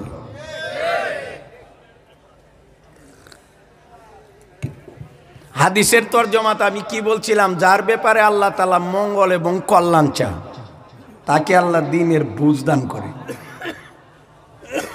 সবাই বলেন ইয়া আল্লাহ, মেহেরবানি করে আমাদেরকে দ্বীনের বুঝ দান করুন। এ ভাই, দ্বীনের বুঝ যখন আইব, আমরা বাতলাম নেরে সিললে এইটা কোন লাগতো না। আপনি খারা দূরও থাকবেন দ্বীন রক্ষা করবার লাগে। দ্বীনের বুঝ বড় কথা। দ্বীনের বুঝ আসলে আপনারা আমি গুতাইয়া তাহাজ্জুদ কারা করতে হবে। দ্বীনের বুঝ আসলে গাছ কইরা আপনাকে তবলিগে পাঠাইতে হবে না। দ্বীনের বুঝ আসলে তসবিহ আমি আপনারে কিন্না দিতে হবে না। দ্বীনের বুঝ আসলে তরবারির ফজিলত আমি বর্ণনা করতে হবে না। আমাদের মধ্যে দ্বীনের বুঝের অনেকটা অভাব। ঠিক না বেঠিক জোরে কোন?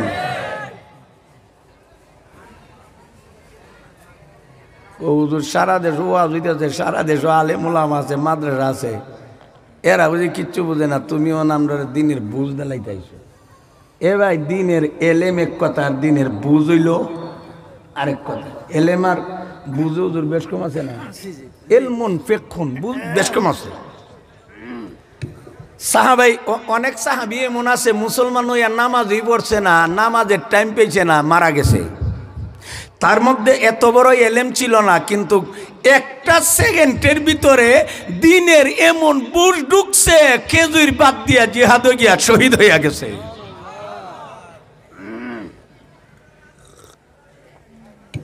নতুন মুসলমান হয়েছে, নতুন খালি মাত্র মুসলমান হয়েছে। মুসলমান হইয়া খেজুর খাইতেছে, খিদার যাতন খেজুরের অর্ধ অংশ খাইছে। এর ভিতরে জিহাদ শুরু হয়েছে। সাহাবী নবীরে হুজুর ইডা কিতা, হুজুর ইডা হুজুরে কইটা জিহাদ, কইটা গেলে কি তুইব?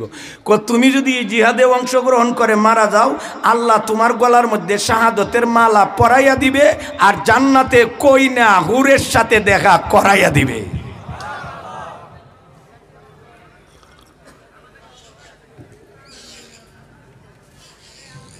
যদি মারা যাও, তে আল্লাহ তোমার গলার মধ্যে শাহাদতের মালা পরাই দিব, আর জান্নাতে কইনা হুরের সাথে দেখা করতে পারবে। হুজুর কথা ঠিক থাকবো নি? আচ্ছা বলেন, সাহাবী দিওয়ান কথা ঠিক থাকবো নি? এটা বিয়াদবি করে কথা কনা, এটা বিয়াদবি। এটাতে একটা মজা আছে। বাপে কইছে ফুত, যদি পরীক্ষাত পাস করতার 5 হুন্ডার, এর বাপরে আব্বা কথা ঠিক থাকবো নি, এটা কি বিয়াদবি? হে বুঝাইতেছে কথা যদি ঠিক থাকে, আজকে মাগরিবের ভর্তি ফরাত বমু সব বাদ, সুমন কুকন সব বাদ, ইউটিউব নিউটিউব লাস্টিপ বাদ দিয়ে মোবাইল আম্মার দ্বারা জমা দিয়ে ফরাত বমু, তো হুন্ডার দিবা কথা ঠিক থাকবো নি? ডাকো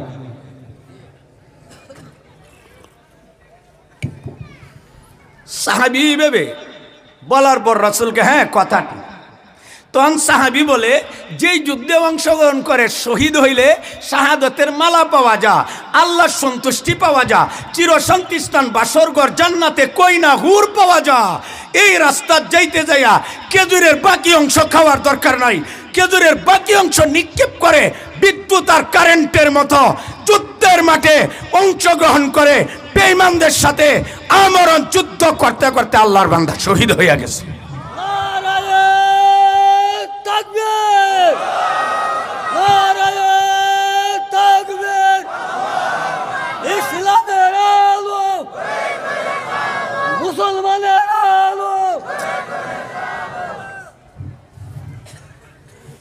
তাইলে এলেম আর বুঝে বেশ কম আছে।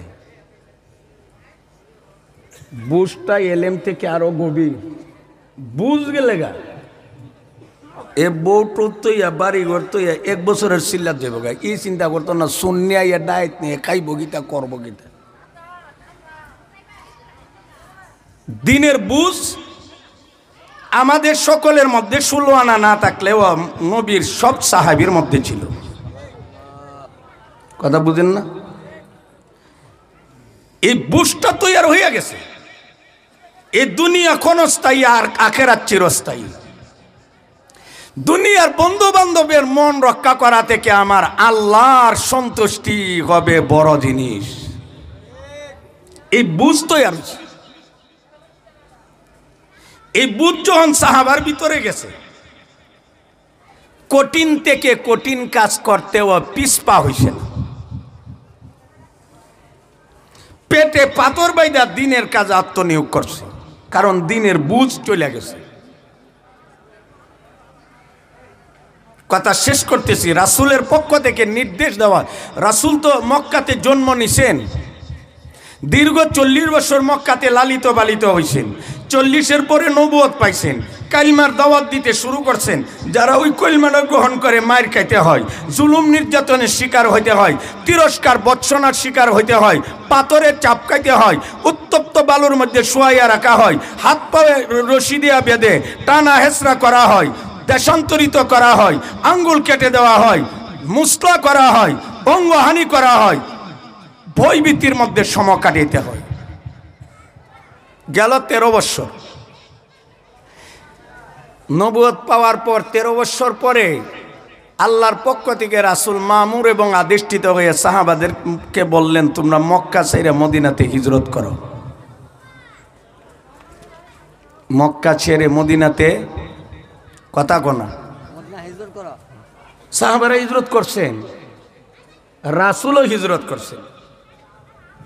আমির ইবনে ফুহাইরা, আবু বকর সিদ্দিক, রাসূল করিম সাল্লাল্লাহু আলাইহি সাল্লাম, তারা হিজরত করছে। কি করছে? কথা কোনা কি করছে? হিজরত মানে কি? এ ভাই, হিজরত মানে কি? হ্যাঁ, সফর। তে যারা মাঝবন্ডারি যায় এরা সফর করে না?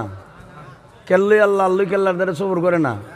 শাহজালাল মাধবকুণ্ড সফর করে না? লোকনাথের আশ্রয় কেন্দ্র সফর করতে জানা? কক্সবাজারে সফর করতে জানা? হিজরত মানে কি? হিজরত করছে মানে ছাইরা দিছে, ত্যাগ করছে। কি ছাড়ছে? মক্কা ছাড়ছে, মদিনা গেছে। এ ভাই কোন মক্কা? ইস, হিজরত মানে কি? হিজরত দিয়ে কি বুঝছেন? মক্কা। সবাই কোন মক্কা ছেড়ে দিছেন, ছেড়ে দিছেন মক্কা, ছেড়ে দিছেন, ছেড়ে দিছেন মক্কা। এটা একটা শব্দ, এটা ডিকশনারির একটা শব্দ, অভিধানের একটা শব্দ। মক্কা ছেড়ে দিছেন একটা বাক্য হইছে। আমারও মাশাআল্লাহ মুখ আছে, টাকা কথা বললে টাকা দিতে হয় না, এজন্য বলছি। আপনারাও একটা কান আছে, খুব তাড়াতাড়ি শুনছেন, আমিও বলছি। কিন্তু মক্কা সাহাবারা ছেড়ে দিছেন, এসে মক্কা সাহাবারা ছেড়ে দিছেন, ইদারে একটু ব্রেনও ঢুকাইয়া বলেন, ছেড়ে দিছেন কথাটা কতটুক ব্যাপক? কি ছাড়ছেন? আমি তো আমার নেতাই ছাড়তাম পারি না, একটা নেতা ছাড়তাম পারি না, একটা বন্ধু ছাড়তে পারি না। গুনাহ আমার বন্ধুর সাথে করতে হয়, কারণ নাহলে বন্ধুর মন, খেলাটা বন্ধুর মন রক্ষা করবার লেগে যাইতে হয়।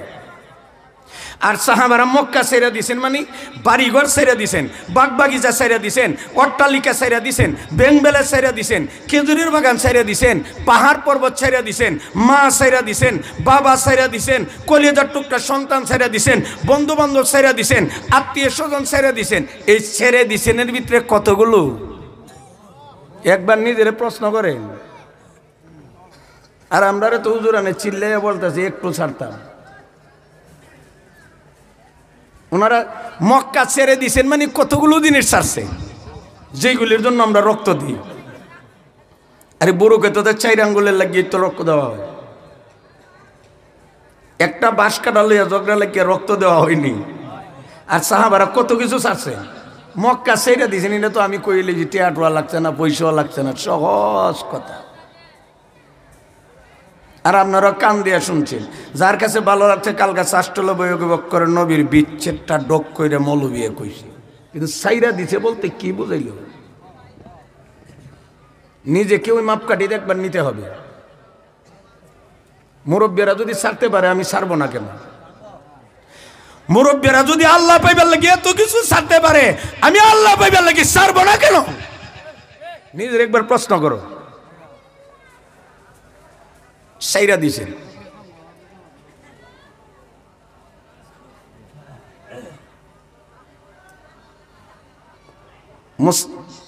সোহাইব রুমি, সোহাইব রাসূলের যত নির্যাতিত মাজলুম নিপীড়িত সাহাবী আছেন, যারা ইসলামের প্রথম যুগে মুসলমান হওয়ার কারণে কাফির বেঈমানদের অকথ্য জুলুম নির্যাতনের শিকার হইতে হইছে, এর মধ্যে সুহাইব একজন সাহাবী, আম্মার একজন সাহাবী, সুমাই একজন সাহাবিয়া, সুমাই বেলাল একজন সাহাবী, আবু জান্দাল একজন সাহাবী, আবু বাসির একজন সাহাবী, তারা হইল ইসলামের গুরুর সাহাবী।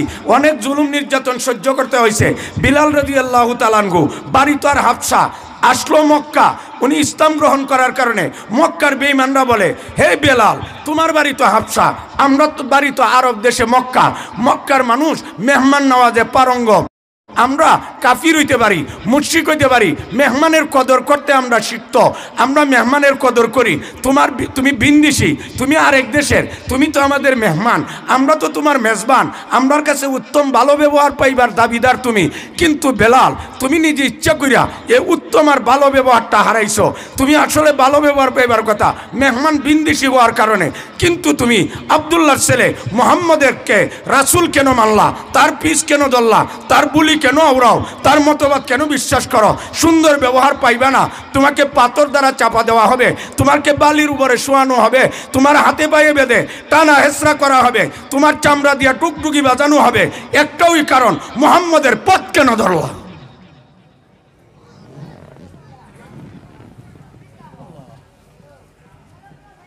পাষণ্ডরা বেলাল রাদিয়াল্লাহু তাআলা আনহুকে সৌদি আরবের রৌদ্রের মাত্রা আর গরম বাংলাদেশের ওমান,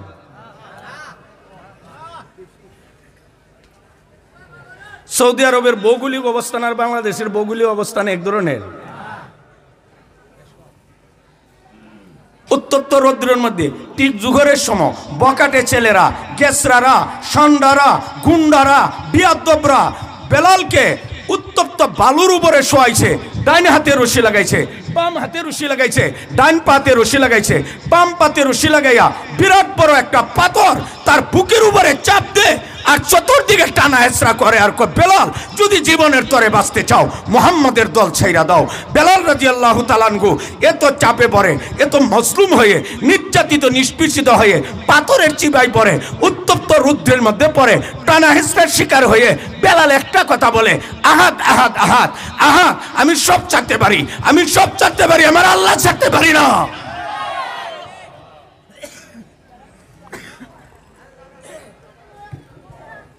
বেলালে আহাদ বলতেছে, শুধু নিজের জন্য না, বেলালে আহাদ বলতেছে আর বলতেছে, আমি তো আহাদ রে মানি, তোরারও আহাদের দাওয়াত দিলাম, তোরও আহাদ মান। এই পাথর পূজারীরা তোরা আহাদ মান।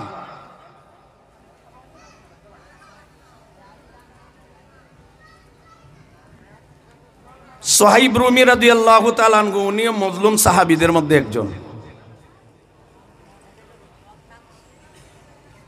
এই কথাগুলি মুসলমান ব্রেনে রাখলে কোনো আল্লাহওয়ালা বুজুর্গ আলেম ওলামার উপরে জুলুম নির্যাতন আসলে, টিটকারি মস্কারি আসলে, লোকালভাবে আসুক, জাতীয় পর্যায়ে আসুক, আন্তর্জাতিক পর্যায়ে আসুক, এলাকা ভিত্তিক আসুক, জেলা ভিত্তিক আসুক, কোনোদিন আর মস্কারা করবা না।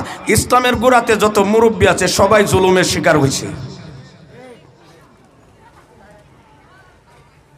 জুলুমতে বাচ্চা একমাত্র ওলদিমার হারা। এটা তরকারি তো লাগে, আতো লাগে। এটা কোন করোড় আছে কোনো বেটার বাপ হোক হইতারে না।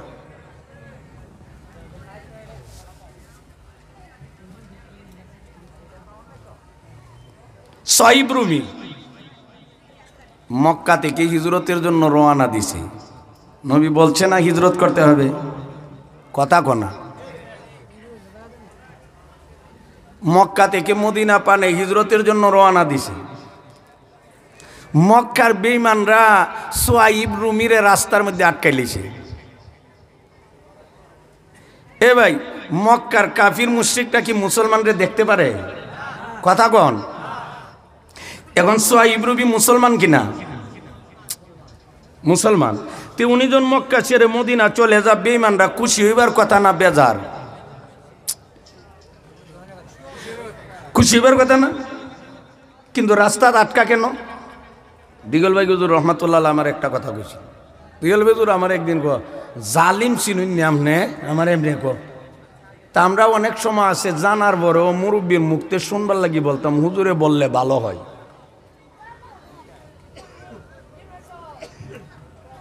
হুজুর কো জালিম হইল যে আপনারে তাকবার লাগিও দিতা না, গেলে গাও দিতা না। জালিম হইল আপনি হেন তাকতা ইডো হে মানত না, আপনি গেলে গাও হে মানত না। যেমন হেরাউন একজন জালিম আসলা, মুসা নবী মিশর তা হোক ইনসানা, আর মুসা যখন মিশর যাইরা জাগা তাইন দৌড়াইয়া গেছে দৌড়ত। তাইনের কথা হইল মুসা তুমি মিশর থাকতেও পারবা না, মিশর থেকে যাইতেও দিব না। আল্লাহ কো তুই দৌড়তে আইস না রে, মরতে আইস। আজকে যারা আলিমুল আমার বিরুদ্ধে কথা বলো, তোমরা আলেমরে ফাঁসাইবার জন্য যাইতেছ না, নিজেরা জাহান্নামে ফাঁসবার লাগি যাইতেছ, ফাঁসবার লাগি যাইতেছ।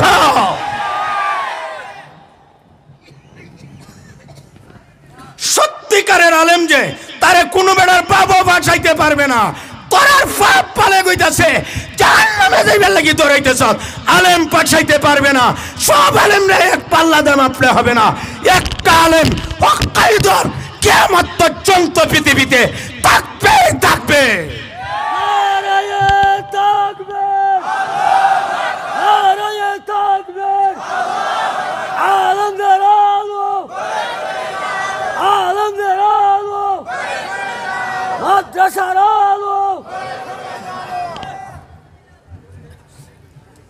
এখন সাইব রুমি মক্কা যাইরা মদিনা যায়, তে তো মক্কার কাফির মুশরিকরা ভাই খুশি হইবার কথা নেই। মক্কার কাফির মুশরিকটা খুশি হইবার কথা নেই, কিন্তু খুশি না। সাইব রুমিরা রাস্তা আটকাইলে যাইবার লাগি দিতাম না। ও দিগল ভাইয়ের কথা, থাকতেও দিতা না, যাইবার লাগিও দিতা না। ওই যে বিয়ে আইছেন, বিয়ের বাড়ির বিয়াই আমি যাবো গা, কনা যাইতে না কথা হইলে তা হুম কথা থাকতা না, কিতা করুম কুস্তা করতারতা না, খিতাও করতারতা না।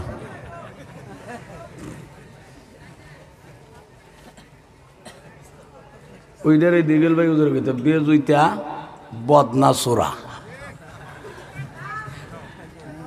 ওইটা নিয়ে উজুরে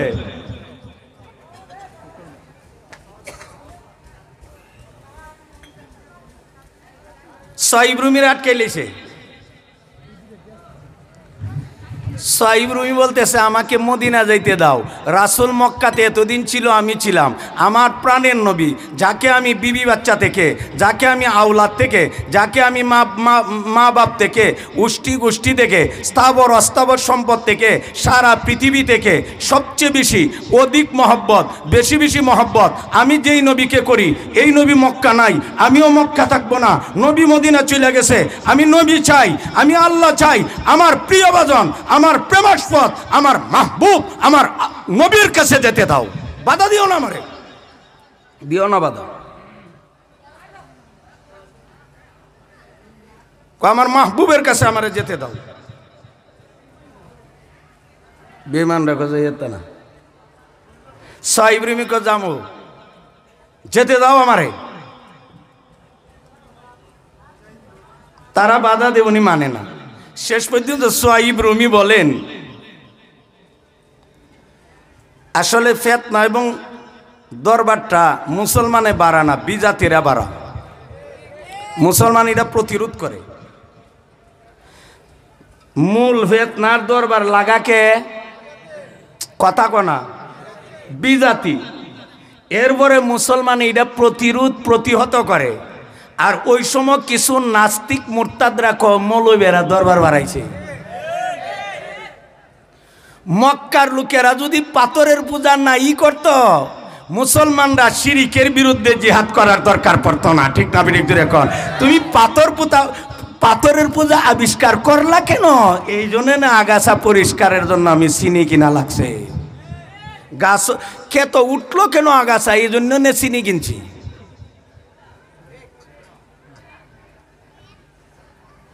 চিনি কিনে কিন্তু উড়ান হইতে পারতো। ক্ষেত আগাছা উঠলো কেন, এই জন্য আমার চিনি দরকার।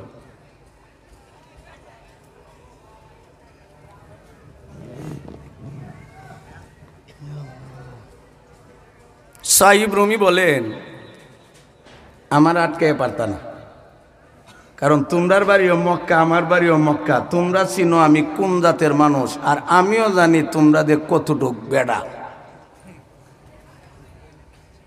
সাহিব রুমিকে আমার আটকাইতে পারবে না কেন? আমার তুমি জানো তো আমি তীর নিক্ষেপে পারঙ্গম, আমি তীর নিক্ষেপে দক্ষ পারঙ্গম। যেই জিনিসটার লক্ষ্য করে আমি তীর নিক্ষেপ করি, আমার তীরটা লক্ষ্যভ্রষ্ট হয় না। একটা সুতারে কেন্দ্র করে তীর নিক্ষেপ করলে সুতার গায়ে লাগবে, ডাইন বামে নয়। আমার তুনিরের মধ্যে একটা তীর থাকতো, আমার কাছে আসতে পারবে না। তীরদানি আর তুনিরের তীর যখন শেষ হবে, আমি তরবারি চালানোর মধ্যে পারঙ্গম। আমার হাতে তরবারি থাকতে তোমরা আমার কাছে আসতে পারবে না। তবে আমি দরবার বাড়াইতে চাই না, সমঝোতা চাই। কুত্তার মুহ আড্ডি দিয়া মদিনা যাবো। দামি দামি মেহমান আয়া প্যান্ডেলের নিচে খাবার খা, আর কুত্তা এখানে এসে পরিবেশ নষ্ট করে, এই কয়েকটা হাড্ডি দিয়া বিদায় দে। তখন সাহিব রুমি বলেন আমার প্রিয় বাজনের কাছে যাইতে আমারে বাধা দিও না। তোমরা গেউ গো করতেছো কিছু খাবারের লাগি, দিলাম খাবার। মক্কা আমার যত সম্পদ আছে কাগজ সহ নিয়ে যাও, আমার সম্পদ দখল করো, অথবা আমাকে নবীর কাছে যেতে দাও। কিতাব বুঝলেন? হিজরত কারে ক? এই হিজরত কারে ক? বাস ব্যাপারী, এই হিজরত কারে ক? সাহিব রুমি হিজরত করছে। হিজরত করছে মানে কি? জানরা হাত লইয়া গেছে, পুরা সম্পদ বেঈমানরে দিয়া ঈমান লইয়া নবীর কাছে গেছে। সাহাবারা আমাদের কাছে নজির রেখে গেছে, আরে তুমি বাড়ি ছাড়ো, আপত্তি নাই, গাড়ি বাদ দাও, অট্টালিকা বাদ দাও, বিবি বাচ্চা বাদ দাও, সংসার বাদ দাও, সব বাদ দিতে পারবে রে মুসলমান, ঈমান বাদ দেওয়া যাবে না। কি শিখাইছি আমরা রে? জিলাপি, জিলাপি গা। এখন সব দিয়ে গেছে গা সাহিব রুমি। মদিনা যে কারগুজারি নবীরে শোনা, কারগুজারি। হুজুর কেমনে আইছি শুনবেন নি? হুজুর কেমনে? আমার আটকাইলে চিন্তা কইছি তুনিরের মধ্যে একটা তীর থাকতো, আমার কাছে আইতে পারবে না, জানোস? তীরের পাল্লা শেষ, তরবারি দিয়া সাইজ করে ছাড়ুন। শেষ পর্যন্ত কুত্তার মুহ আড্ডি দিয়েছি। এটা আপনা উদ্দুনিয়া। আর আল্লাহর রাসূলের দাবি হইল কুনু মিন আবনাইল আখিরা আল্লাহ তা কুনু মিন আবনাই দুনিয়া। তোমরা আখিরাতের সদস্য হও, দুনিয়ার সদস্য হইও না। সন্তান হইতে আখিরাতের হইও না, দুনিয়ার সন্তান হইও না। দুনিয়া কাউকে চিরকাল রাখে না। দুনিয়া একটা ফুকুম পাকুম করে, পরে লাথি দিয়ে গাতার ভিতরে ঢুকা। আমাদের শাড়িবাড়া হুজুরে আমাদের মাদ্রাসার একটা কিতাবের কবিতার বাংলা অনুবাদ করছেন। বিদ্যা নারীর তল্ল দুনিয়া দুলহান সাজ ধরে, তোমার পরে দেখবে কত অন্য স্বামীর ঘরে।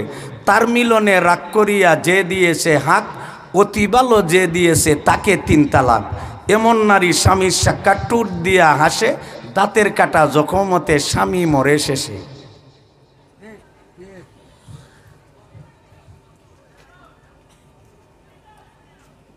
কোন দুনিয়া থাকতে পারছে? লাতি দিয়ে গাতার ঢুকাইছি, এমন এমন বেত্তমিজ দুনিয়াটা, এমন বেত্তমিজ এটা।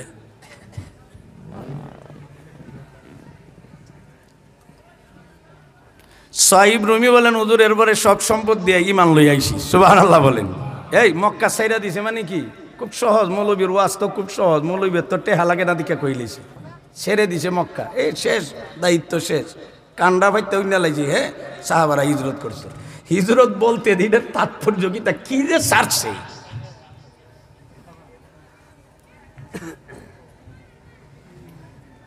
সোহাইল ইবনে আমর ৬ষ্ঠ হিজরিতে হুদাইবিয়া নামক স্থানে বাবলা নামক বৃক্ষের নিচে উসমান হত্যার প্রতিশোধের জন্য মুহাম্মাদুর রাসূলুল্লাহর হাতে প্রায় ১৫০০ সাহাবী বয়াত হয়েছিল জান দিবার লাগি, জান জান। এই খবর মক্কার লোকেরা পাইয়া দৌড়াইয়া সুহাইল ইবনে আমরে গিয়া ক, মুহাম্মদ দরবার বাড়াইয়া লাভ নাই, তোমরা আমরার মধ্যে সমঝোতা হয়ে যাও, সন্ধি হয়ে যাও। সন্ধিপত্রের মধ্যে মুহাম্মাদুর রাসূলুল্লাহ এক পক্ষ আর সোহাইল ইবনে আমর আর এক পক্ষ। এই সোহাইল ইবনে আমর হইল বেঈমান। এই মুহূর্তে এই সময় ঘটনার সময় তার ছেলে আবু জান্দাল হইল মুসলমান। বাবা বেঈমান, ফুত মুসলমান। আবু জান্দাল মুসলমান হওয়ার কারণে তার পাওয়ার মধ্যে বেরি লাগাই রাখছে, তার পাওয়ার মধ্যে বেরি লাগাই রাখছে, তার পাওয়া বেরি লাগাই রাখছে, তারে বের হইতে দে না।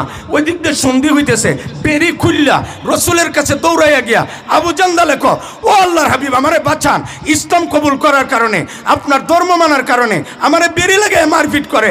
কি জাত মায়ের আমি কইতে পারবো না, আমার শরীরে রক্তাক্ত হয়ে গেছে, হুজুর আমারে আপনাদের সাথে মদিনা নিয়ে যান। হুজুর চলো আমার সাথে মদিনা। আবু জান্দালের বাপ সুহাইল কো, মোহাম্মদ চুক্তি খিতে হইতেছে। চুক্তির মধ্যে লেখা আছে না, মক্কার মানুষ মদিনা গেলে ফেরত দেওয়ান লাগবো, মদিনা মানুষ মক্কা এলে ফেরত দিতাম না, লেখা আছে না একতরফা। ওখান দিয়ে সন্ধি হইতেছে, এর ভিতরে দিয়ে আবার আবু জান্দালের মদিনা নেওগা। তোমরা সাথে সন্ধি হইলে যদি মক্কার কেউ মুসলমান হইয়া মদিনা চইলা যা, তবু ফেরত দিতে হবে। মক্কার কেউ মুসলমান হইয়া মদিনা গেলেও ফেরত দিতে হবে। এমন সন্ধি আমরা মানবনি, কথা কনা। মক্কার মানুষ মুসলমান হইয়া মদিনা গেলে ফেরত দিতে হবে, কিন্তু মদিনার মানুষ মক্কা আইলে ফেরত নেওয়া যাইতো না। মানবনি সন্ধি আমরা। নবী মানতেছে, সাহাবারা মানে না। উমরকে আমরা গড় জামাইয়া, হুজুর বাদ দিন সন্ধির ঘরে সন্ধি, সন্ধি বাদ দিন, যা কইব তোরবার দিয়া। আর এটার ক্যান্সারের রূপ নিছি। এখানের মধ্যে হুজুর ফাইমুক ছিল কি, এখানের মধ্যে তো অপারেশন দরকার। হুজুরকে চুপতা হো। রাসূলকে আবু জান্দাল আমার সাথে চলো, সুহাইল ইবনে আমরকে মানি না মোহাম্মদ। আর রাসূলকে আরি সন্ধি কারে কো তুমি বুঝছো, কাগজ স্টাম্প লেখার পরে উভয়পক্ষ সিগনেচার করলে সন্ধি হয়। এখন তো লেখাত আছে, সিগনেচার হয়েছে না। কই মোহাম্মদ এই কথা কইও না, ওহন্তি আবু জান্দাল দেওয়ান চলন যাইতো না। অনেক লম্বা ঘটনা। আবু জান্দালে দিছে না, ঠিক ফিরে গেছে। এরপর দেখে হেজা যে গিয়া করে ডক কইরা দিছে। সাহিব রুমি বলেন, হুজুর মাল দিয়ে আসছি ইমান লইয়া। রাসূলে বলেন, তোমার ব্যবসাটা লাভবান হয়েছে। সুবহানাল্লাহ বলেন। ওই আল্লাহ আমার আয়াত নাজিল করছে, যে আয়াত পড়ছিলাম, ও মিনান নাস, ও মিনান নাস। আল্লাহ বলেন, আমার বান্দাবান্দির মধ্যে এমন কিছু মানুষ আছে, মান যে যে যে যে ইয়াসি বেচালা নিজেরে, ইয়াসি নাফসাহু, নিজেরে নিজে বেচালা, ইবতেগা আমার জাতিল্লাহ, আমি আল্লাহরে পাইবার লাগি। কারে পাইতো? কেন আল্লাহ লাগি এত পাগল কেন? ক আল্লাহু রাউবুন, আল্লাহর মহব্বতের সাগরও বান্দা ডুব মারছে। বিলিবাদ ইবাদতের চূড়ান্ত দরজায় সে পৌঁছা গেছে। এই আয়াতে মুবারাকের মধ্যে সুফিয়ায়ে কেরাম, যারা পীর মুরিদি করেন, আল্লাহওয়ালারা, সুফিয়ায়ে কেরাম সালিকদের জন্য, আল্লাহর পথের অভিযাত্রীদের জন্য 4টা মাকাম বর্ণনা করছে। ওয়ামিনান নাসি মাইয়াসি, মাকামে ফানাইয়ত, ইবতেগা আমার জাতিল্লাহ, মাকামে রেজাইয়ত, আল্লাহু রাউফুন, মাকামে মহব্বত, বিল ইবাদ, মাকামে উবুদিয়ত। সবচেয়ে শ্রেষ্ঠ গুণ হইল বান্দা হওয়ার গুণ। ঠিক না বেঠিক জোরে কন? সাহাবাই কেরাম তাদের মধ্যে দিনের বুঝ গেছিল নি? কথা কনা মাই ইউরিদিল্লাহু বিহি খাইরা ইউফাক্কিহু ফিদ্দিন, প্রথম যেই কথা দিয়ে বাইন শুরু করছিলাম। রাসূল বলেন, যার ব্যাপারে আল্লাহ তাআলা, যার কল্যাণ চা, আল্লাহ যার মঙ্গল এবং কল্যাণ চা, আল্লাহ তাকে দিনের বুঝ দান করেন। আর দিনের বুঝ যখন ঢুকবো আপনার মাইরে উইরে আমার কিচ্ছু করানো লাগতো না, আপনার গতিতে আপনি চলতে থাকবেন। আল্লাহ আমাদের সবাইকে দিনের বুঝ দান করুক, জোরে কোন আমিন। আল্লাহ আমাদের সবাইকে দিনের আল্লাহ আমাদের সবাইকে দিনের বুঝ দান করুক। এ ভাই, সবাইকে আল্লাহ দিনের বুঝ দান করুক। সবাই হাত উঠাই বলেন আল্লাহ, সবাই হাত উঠাই আল্লাহর কাছে ভিক্ষা চান, হে আল্লাহ তুমি মেহেরবানি করে আমাদেরকে দিনের সহি বুঝ দান করুন। বুঝ যখন আসবো দেখবেন কাজ নিজ গতিতে চলবো, কষ্ট থাকবে না। আজকে আমাদের বুঝের অভাব, বিরোধিতা যারা করে হেরারও বুঝের অভাব, ইবাদত যারা করে না তাদেরও বুঝের অভাব, গুনাহ যারা ছাড়ে না তাদের বুঝের অভাব। বুঝ যখন আসবে গুনাহ ছেড়ে দিবে, ইবাদতে আত্মনিয়োগ করবে।